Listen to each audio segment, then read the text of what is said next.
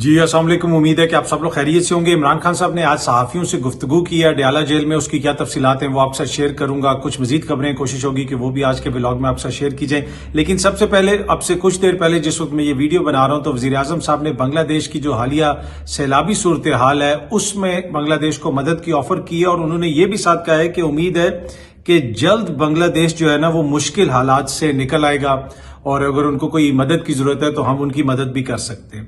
अब बड़ी अच्छी बात है पाकिस्तान बांग्लादेश की मदद करे। यकीनन पाकिस्तान एक इकोनॉमिक सुपर पावर है इसलिए वो मदद करना चाहता है बांग्लादेश की। अब थोड़ी सी अगर हम पाकिस्तान की इकोनॉमी की तरफ देखें कि इस वक्त पाकिस्तान की इकोनॉमी की क्या सिचुएशन है तो जरा आपको सूरत हाल समझने में आसानी होगी कि किन हालात में हैं हम और हम किस तरह बांग्लादेश को मदद ऑफर कर रहे हैं। मिल्लत ट्रैक्टर्स जो हैं उन्होंने अपनी कंपनी का जो प्लांट है जहां पे मैन्युफैक्चरिंग होती है उसकी प्रोडक्शन बंद कर दी है। ये सामने आप खबर देख सकते हैं।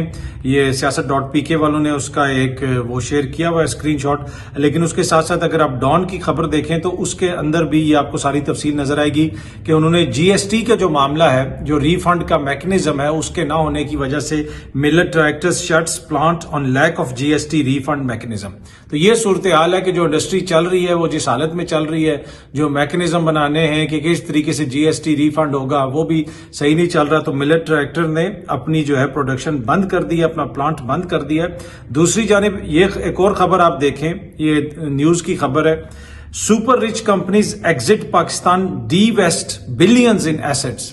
और इस खबर की अगर आप तफसील देखें तो इसमें बताया गया कि लास्ट 2 इयर्स में 9 जो मल्टी बिलियन डॉलर कंपनियां हैं सुपर रिच कंपनीज उन्होंने पाकिस्तान से अपने एसेट्स को बेचा है, अपना पैसा निकाला है, जो शो करता है कि इस वक्त हमारी मईशत की क्या सूरत हाल है।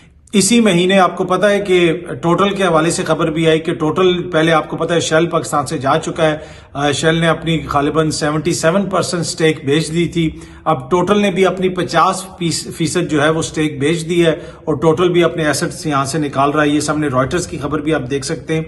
उसके अलावा भी ये मीडिया के अंदर रिपोर्ट हुआ है। तो ये इस वक्त हमारी मौशी सूरत हाल है। लेकिन अच्छी बात है कि हम बांग्लादेश की मदद करेंगे और वजीर आजम साहब ने जो है वो बांग्लादेश की मदद के लिए उनको ऑफर भी की है। और आपको पता है कि मैंने आपसे 1-2 दिन पहले भी ये खबर शेयर की थी कि सिर्फ फैसलाबाद के अंदर 100 फैक्ट्रियां और मिलें बंद हो चुकी हैं और ये ऑन गोइंग प्रोसेस है। और वहां के जो चैम्बर ऑफ कॉमर्स के वाइस प्रेसिडेंट हैं उन्होंने मुझे बताया कि जो कंपनियां इस वक्त चल रही भी हैं फैक्ट्रियां वो भी 40% कैपेसिटी पे काम कर रही हैं। उधर इस किस्म के हालात हैं। और ये जो फैक्ट्रियां बंद होने का सिलसिला है ये नहीं कि फैक्ट्रियां बंद हो गई हैं और बाकी चल रही हैं, नहीं, ये ऑन गोइंग प्रोसेस है और पता नहीं पिछले दिनों में कितनी और बंद हो गई होंगी। और इस हवाले से दीगर जो सनतकार हैं वो भी बड़े वाज़ेह तौर पे कह रहे हैं कि इंडस्ट्री बड़ी मुश्किल में है। हुकूमत की जानिब से एक और जो कदम उठाया गया जनाब, हुकूमत कह रही है कि यूटिलिटी स्टोर्स को हम बंद कर रहे हैं। जी हाँ जी, ये आपका विजन है सर। अब यूटिलिटी स्टोर भी बंद हो गए, 100 फैक्ट्रियां भी बंद हो गई हैं, टोटल भी अपनी स्टेक बेच रहा है, शेल पहले जा चुकी है, मिलेट ट्रैक्टर ने अपना जो है प्लांट जो है वो बंद कर दिया, अपनी प्रोडक्शन बंद कर दिया। आई डोंट नो ये किसका विजन है। विजन वो होता है कि जनाब ये नहीं होता कि छोटी छोटी चीजों को देखें, वो विजन नहीं होता। आप लोग समझते नहीं। विजन ये होता है कि आप बांग्लादेश को देखें, उधर तक आपकी नजर हो और आप उन्हें बताएं कि आप फिक्र ना करें, आपके मुल्क में सैलाब आया है, हम आपकी मदद करेंगे क्योंकि ये हमारा विजन है। बाकी वो करीब का जो विजन है, छोटी छोटी फैक्ट्रियां बंद हो रही हैं, मुल्क की इकोनॉमी में क्या हो रहा है, वो जरूरी नहीं है कि हर वक्त जो है विजन के अंदर वो चीज आ जाए। अच्छा, अब एक जो मेन कॉज बताई जाती है कि पाकिस्तान में इंडस्ट्री नहीं चल सकती, वो गौर एजाज साहब भी प्रेस कॉन्फ्रेंस वगैरह करके बताते रहते हैं कि जी बिजली के बड़े मसाइल हैं। आईपीपीज जिस कीमत के ऊपर बिजली बेच रहे हैं, आईपीपीज जो इंडिपेंडेंट पावर प्रोड्यूसर्स हैं, वो जो प्लांट्स हैं जो बिजली पैदा करते हैं उनको जितनी हम पेमेंट कर रहे हैं, कैपेसिटी पेमेंट्स कर रहे हैं, उसके बाद पाकिस्तान में कोई भी इंडस्ट्री नहीं चल सकती है। किसी किस्म की इंडस्ट्री आगे नहीं चल सकती। हमें उनसे मुआहदे रीविजिट करने पड़ेंगे। लेकिन दूसरी तरफ जो हुकूमती वजीर है वो कहते हैं जनाब आईपीपीज का कसूर नहीं है, मौशी हालात हमारे ऐसे हैं। लेकिन देखें जी पूरे खित्ते के अंदर, बल्कि इन सम केसेस दुनिया के बड़े जो तरक्की याफ्ता ममालिक हैं वहां से भी महंगी बिजली पाकिस्तानियों को मिल रही है इस वक्त पाकिस्तान के अंदर। तो आईपीपीज के हवाले से मैं देख रहा था कि आशर बाजवा जो मुख्तलिफ स्टैट्स वगैरह को देखते हैं, फैक्ट्स एंड फिगर्स इकट्ठे करते हैं और बताते हैं कि जनाब क्या एवरेज है, क्या चीज है, किसको लोग कितना देख रहे हैं, किसको लोग कितना सुन रहे हैं, मरियम बीबी ने ट्वीट्स किसके बारे में कितनी की, फलाने साफी ने क्या किया। तो पर एनीवे उन्होंने कुछ स्टैट्स इकट्ठे किए हुए आईपीपीज के हवाले से और उसके मुताबिक जनाब जो नेपरा की अपनी वेबसाइट है उसमें बताया गया कि 2003 से 2023 के दरमियान 209 कंपनियों को लाइसेंस दिए गए और इसमें भी जो आईपीपी सिंध है उसका डेटा मौजूद नहीं है। और सबसे ज्यादा जो लाइसेंसेज हैं आईपीपीज जिनका हम रोना रो रहे हैं, सबसे ज्यादा लाइसेंस 2013 और 2018 के दरमियान दिए गए जिस वक्त नून लीग की हुकूमत थी। जी हाँ जी, नून लीग की जिस वक्त हुकूमत थी, जिसके बारे में कहा जाता है, वो बार बार कहते हैं जी वो मेरा दौर था जो 2013 वाला, उस वक्त तो ये चीज थी वो चीज थी। ये सारे मुआहदे उस वक्त हो रहे थे, मेजॉरिटी मुआहदे। और अगर इनकी पूरी तफसील निकालें तो 19 सालों में जितने आईपीपीज के मुआहदे हुए उसका 58% जो है जो मुआहदे हैं वो इन 5 सालों के दौरान हुए नून लीग के। और इसी तरह अगर आप ग्रॉस जो कैपेसिटी है उसका हिसाब देखा जाए तो उसके भी 62% जो पेमेंट्स हुई हैं, कैपेसिटी पेमेंट्स भी जिसको कहते हैं, 62% जो पेमेंट्स हैं वो 2013 और 2018 के दरमियान हुई हैं। और ये चीज भी उन्होंने शेयर की है कि 2017 और 16 में जो लाइसेंस मिले थे उसमें से सबसे ज्यादा कैपेसिटी के एलएनजी और कोयले पर चलने वाले प्लांट हैं। वो एलएनजी आपको पता है जो बाहर से आती थी। तो ये है जनाब आईपीपीज का इशू, जिसकी वजह से इस वक्त पाकिस्तान के अंदर बड़े बड़े लोग, बड़े बड़े सनतकार कह रहे हैं कि हम सनतें नहीं चला सकते, सनतें बंद हो रही हैं। पर वो जो आईपीपीज के मुआहदे हुए, सबसे ज्यादा मुआहदे वो 2013 से 2018 के दरमियान मियां मोहम्मद नवाज शरीफ साहब की वजारत उज़्मा, और फिर उनकी वजारत उज़्मा खत्म होगी पर उनकी दौरे हुकूमत उनका चलता रहा, यानी उनकी जमात की हुकूमत रही और उस दौरान जनाब ये सारे मुआहदे हुए। अच्छा जी, इमरान खान साहब ने आज सहाफियों से अडयाला जेल में गुफ्तगू की। उसमें इमरान खान साहब ने कहा कि मुझे पैगाम दिया गया इस्लामाबाद जलसा हुआ तो इंतशार फैल जाएगा, जिस पर जलसा मुलतवी किया। उसके साथ साथ उन्होंने ये भी कहा जी कोई भी जमात के अंदर खुश नहीं है कि ये जलसा मुलतवी हुआ है, और मैंने अपनी जमात को कह दिया है कि आपने अब हर हालत में 8 सितंबर को जलसा करना है, और वो जो अदालत के फैसले के ऊपर अमल दरामद नहीं हो रहा उसके ऊपर आप कब एहतजाज करेंगे। आपको पता ना मखसूस नशिस्तों वाला फैसला आया हुआ है, उसके ऊपर अभी तक कितना अमल दरामद हुआ। हालिया दिनों में एक और चीज भी जो सोशल मीडिया के ऊपर बड़ी ज्यादा वायरल हुई है, पाकिस्तान में अक्सर ये होता है कि एक वाकया होता है उसके बाद फिर एक मॉरल पैनिक क्रिएट किया जाता है। वो एक पोस्टर गर्ल या एक पोस्टर बॉय हमें मिल जाता है, कोई वाकया ऐसा मिल जाता है और उसके ऊपर फिर हम आईन कानून के लेक्चर देना शुरू हो जाते हैं और रोना शुरू हो जाते हैं कि ये ऐसा है वैसा है। वो एक खातून है कराची की, उन्होंने अपनी कार के नीचे कुछ लोगों को दे दिया, उस मामले के ऊपर भी लोग बहुत सारी बातें कर रहे हैं। अब मसला ये है कि मैं पहले भी आपसे अर्ज कर चुका हूं कि ये जितनी भी चीजें हैं ना, ये सारी अलामात हैं, ये बीमारी नहीं है, ये अलामात हैं। आज वो अगर कोई ताकतवर ऐसा कर रहा है उसकी वजह क्या है? जो असल बीमारी है हमारे मुल्क में वो ये है कि यहाँ पे रूल ऑफ लॉ नहीं है, यहाँ पे कानून को माना नहीं जाता, यहाँ पे सुप्रीम कोर्ट के फैसलों को नहीं माना जाता, यहाँ पे कोई सुप्रीम कोर्ट ऑर्डर करे तो उसको नहीं माना जाता, यहाँ पे सुप्रीम कोर्ट के ऊपर दबाव डाला जाता है, सियासी दबाव डाला जाता है, हर किस्म की हरकतें यहाँ पे होती हैं। दीगर जो आपके महकमे हैं क्या वहां पे इंसाफ होता है, अदल होता है? तो ये बड़ा इशू है। जब आपके मुल्क में रूल ऑफ लॉ नहीं होगा तो फिर जो देखें आपको कुछ भी जो है आपको सही नहीं हो सकता। जो हमने गुज़िश्ता रोज आपके साथ वीडियो शेयर की जिसमें आप देख सकते हैं कि जर्मन सफीर और वजीर जो हैं वो अपनी तलाशी नहीं देना चाहते। वो क्यों नहीं देना चाहते? इसलिए कि उनको पता है कि इस मुल्क में ताकतवर को तो कोई पूछने वाला नहीं है। वो अंधे बहरे तो नहीं है, वो देखते हैं कि इस मुल्क में ताकतवर के लिए कोई कानून नहीं। और बड़े फखरिया तौर पर हमारी जो एलीट है वो गैर मुल्की सफारतकारों को भी बता दी कोई मसला नहीं है, आप मुझे बताएं, ये हम करवा लेंगे, ये हम साइड से, इसका कोई नहीं, इसको हम इस तरह कर लेंगे, वो कर लेंगे। तो इनको भी पता है कि जनाब इस मुल्क में रूल ऑफ लॉ तो है नहीं। अगर उन्हें भी पता होता कि यहाँ पे रूल ऑफ लॉ है, सदर ममलिकत हो जाए या कोई एक सिपाही हो जाए, हर किसी के ऊपर कानून का इतलाक होता है, अदालतें आजाद हैं, जो अदालत हुक्म देगी तो जनाब उसके ऊपर आपको अमल दरामद करना पड़ेगा। तो उनकी जुर्रत नहीं थी कि वो ये कहते हैं कि हम वज़ीर आज़म को मिलने जा रहे हैं लेकिन अपने बैग की तलाशी नहीं देंगे।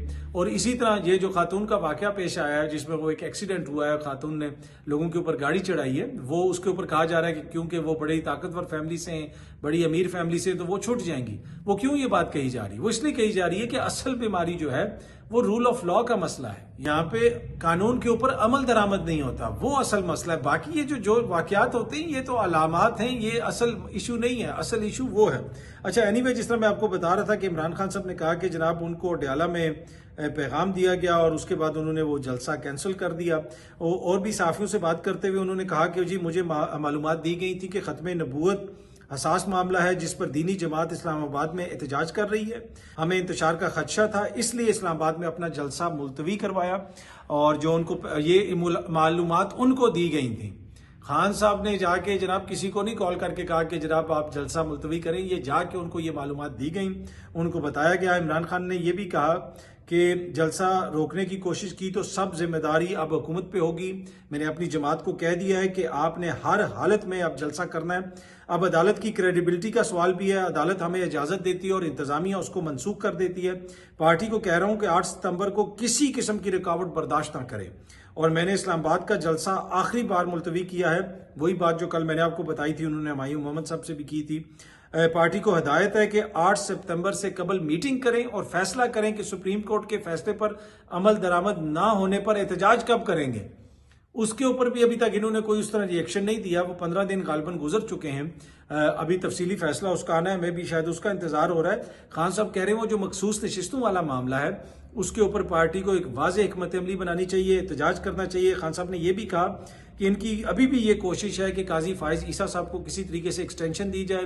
अगर उनको एक्सटेंशन नहीं दे सकते तो नीचे से किसी बंदे को ऊपर लाया जाए। ये सारी हरकतें करने की कोशिश की जा रही है। मुबैना तौर पर खान साहब ने यह इल्जाम लगाया जो एक्सप्रेस न्यूज रिपोर्ट कर रहा है। एक सहाफी ने सवाल किया कि जनरल फैज के ट्रायल पर दूसरी जानिब से जवाब आया है कि इमरान खान फैज हमीद के ओपन ट्रायल का मुतालबा करने वाले कौन होते हैं, वो तसल्ली रखें उनका ट्रायल हुआ तो ओपन ही होगा। इस पर इमरान खान साहब ने कहा मुल्क की सबसे बड़ी पार्टी का सरबराह हूं जो ओपन ट्रायल की बात कर रहा हूं। आप इतना बड़ा इल्जाम लगा रहे हैं कि फैज से मिलकर 9 मई की साजिश की। मैंने 0 से पार्टी शुरू की और 28 साल से आइन के अंदर रहकर जदोजहद कर रहा हूं। अगर 9 मई में फैज मुलविस था तो आप ओपन ट्रायल करें। ये मिलिट्री का इशू है, ना ही ये सीक्रेट इंटरनेशनल इशू है। आप बताएं जनाब अगर कोई ऐसा इशू है तो ओपन ट्रायल करें। अच्छा, इमरान खान साहब ने यह भी कहा कि हमूदुर रहमान की जो रिपोर्ट थी अगर उस पर अमल दरामद हो जाता तो आज मुल्क में जमहूरियत होती।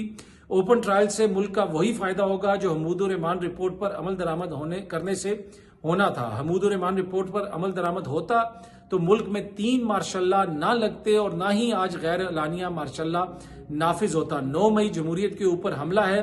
कमीशन का मुतालबा इसलिए कर रहा हूं कि आइंदा कोई गलती ना दोहराए। तो खान साहब ने 9 मई के हवाले से ये बातें दोबारा कही।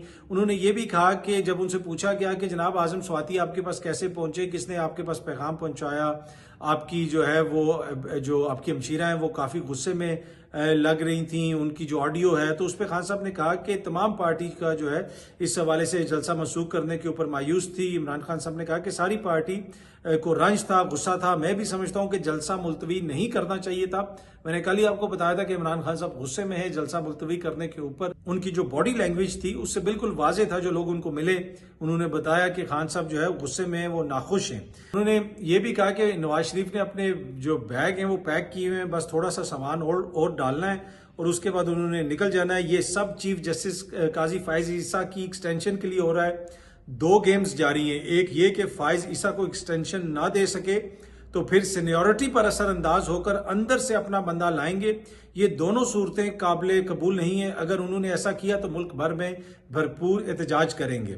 और भी सहाफियों से उन्होंने काफी ज्यादा बातें की। एक्सप्रेस न्यूज ने वो सारी चीजें रिपोर्ट की हैं, लेकिन जो सबसे इंपॉर्टेंट चीज है वो खबर के आखिर में लिखी हुई है और वो जो एक्सप्रेस न्यूज ने लिखी है, जो सारे सहाफियों ने वहां पे देखा, जो लोग आज गए थे उन्होंने देखा। अब ये अपने जहन में रखना है कि ये 1 साल से इमरान खान साहब जेल के अंदर हैं, जिनके हवाले से अब कुछ सहाफी कह रहे हैं कि जी फौजी ट्रायल होगा, छोड़ा नहीं जाएगा, ये हो जाएगा, वो हो जाएगा, बहुत सारी बातें हो रही हैं। तो खबर के आखिर में लिखा हुआ है कि इमरान खान साहब आज की समात में बानी पीटीआई मुस्कुराते रहे, मुतमिन और हशाश बशाश नजर आए।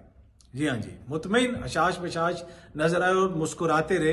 ये जनाब 1 साल की जेल के बाद और इस सारी सूरत हाल के बाद। पर एनीवे ये कुछ जो बातें की खान साहब ने, और अपनी पार्टी से भी उन्होंने एक बड़ा सवाल किया है कि भाई कब आप एहतजाज करेंगे, कोई स्ट्रेटजी बनाए। अब कोर कमेटी कह रही है कि जो भी जलसे जुलूस के फैसले होंगे वो कोर कमेटी में होंगे, लेकिन बहुत ज्यादा उनके ऊपर तनकीद हो रही है। और यही तनकीद हो रही है कि एक शख्स जो जेल में है आप बार बार जाके उसके ऊपर क्यों सारी जिम्मेदारी डालते हैं।